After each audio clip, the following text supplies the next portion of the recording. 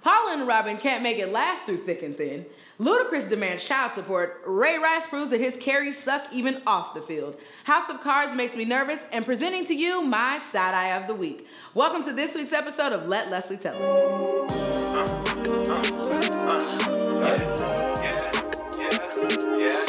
Paula Patton and Grubby Hands Thicke have decided to call it a wrap after 9 years of marriage and nearly 20 years together. Unfortunately, this doesn't shock me because we know Hollywood marriages only last about as long as weave glue. It's so sad. But remember when Robin gave that interview going in explicit detail about the loving that he puts on his wife? All that said, I'm shocked that Paula's walking away from the crooner. But we've all seen her showing up at events lately a little drunk, twisted, tipsy, something else. I don't know. So maybe we can't blame this all on Robin.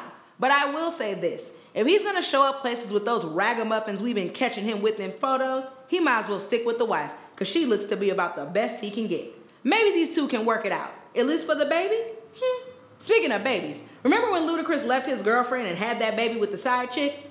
Well, now she's requesting child support for the kid and he's crying broke. He turned around and said he wants child support from her and full custody of their baby, saying he hasn't had any money after the postponement of Fast and Furious 7 due to the untimely death of Paul Walker. Now, Christopher Brian Bridges, listen here, you no-hit having ass since 2010. You can't blame your empty pockets on your dead homeboy. That's jacked up.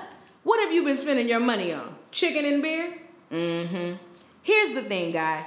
You had it with this lady, didn't protect yourself, and now there's a baby. Don't blame her for your mistakes. Take care of them. No more slipping, dipping, and fake pimping if you're not going to keep it together. Speaking of keeping it together, Ray Rice was seen pulling his girlfriend out of an elevator after he supposedly knocked her unconscious.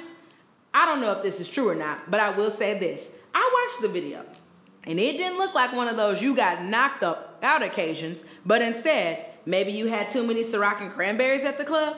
I don't know. Since we didn't see the footage from inside the elevator, we can't say whether or not Ray is innocent or guilty, but I will say this. I noticed him kick that girl while she was down, and that, sir, is a no-no. I did tell you guys we would talk about House of Cards, so do me a favor. Skip ahead if you have not seen episodes 1 and 2, because this will be a spoiler alert. For the rest of you, let's welcome back Frank, Claire, and all those lowlifes in Washington that we love to hate. I wasn't expecting Frank to push Zoe Barnes off a train platform, were you? I just want to know how come they didn't catch him. I lived in Washington. They caught me eating a bag of Cheetos, but not that man pushing that girl in front of a train? Okay.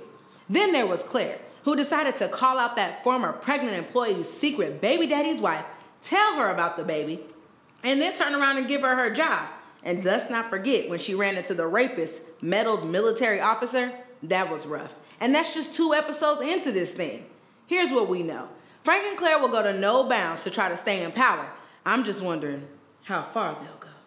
But before we go, it's time to award my side-eye of the week, in which we look to people, places, and things who are doing wrong in the world, and I'm here to point it out. This week, we're going to award that to the state of Arizona, as they try to pass a law saying that members of the LGBT community won't be able to go inside businesses like coffee shops, florists, restaurants, all because of religious beliefs. It sounded a little like Jim Crow to me, and Arizona is showing their prejudiced ass. But you know what? We shouldn't be shocked by this. These are the same people that wanted to pull somebody over if they assumed that they were an undocumented immigrant. Here's the thing, Arizona. You're not Florida. Stop being racist. But I might have to stay away from this place and can't go visit the Grand Canyon. I wouldn't want anybody standing their ground while I'm trying to look over the gorge. That's all I have for you guys this week. Don't forget to subscribe to the show so you can catch me each Friday. Follow me on Twitter at the handle Hot Mommy, and get yourselves right back here next week for even more. Until then, peace. I gotta thank for you.